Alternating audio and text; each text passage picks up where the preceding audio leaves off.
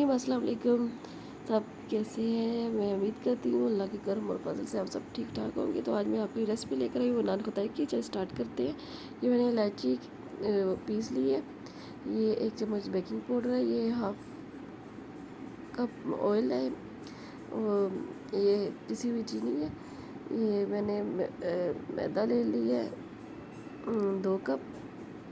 चलिए स्टार्ट करते हैं। अब इसको हमने अच्छी तरह इसको मैदे को गूंदना है। मैंने छान लिया था। ये हम इलायची के दाने पीस लिए वो डाल रहे हैं, बेकिंग पाउडर डाल रहे हैं 1 चम्मच, ये पिसी हुई चीनी है, ये भी मैं इसमें ऐड कर रही हूँ।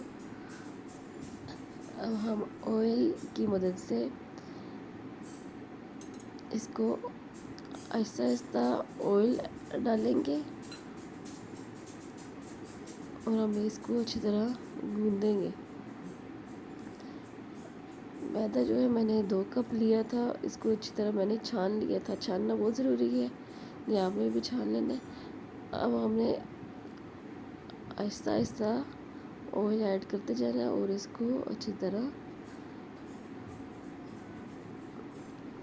गूंद लेना है। ना इसकी डो जो है सख्त हो, ना ही बहुत नरम हो। देखिए ना जी, हम अच्छी तरह गूंद रहे हैं इसको। इसी के साथ अगर आप मेरे चैनल पर नए हैं तो प्लीज़ मेरे चैनल को सब्सक्राइब करें, मेरी वीडियो को लाइक करें। अल्लाह ताला आप सबको खुश रखे, आबाद रखे, आपके रिस्क में इजाफ़ा करे।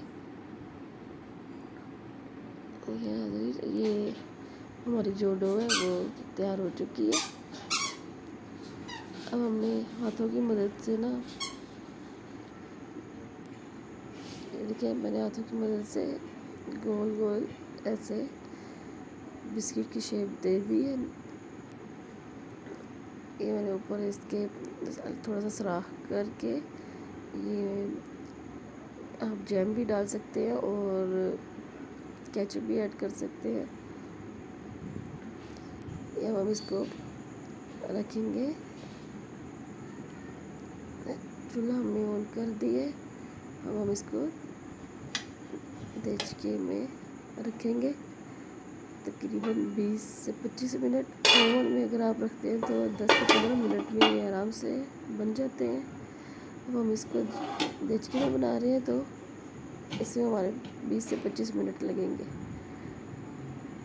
देखिए नाज़रीन, और 20 से 25 मिनट हो चुके हैं, ये मैंने निकाल लिए और नान खताई जो है तैयार है। उम्मीद है आज की रेसिपी आपको पसंद आई होगी। ओके, अल्लाह हाफिज़।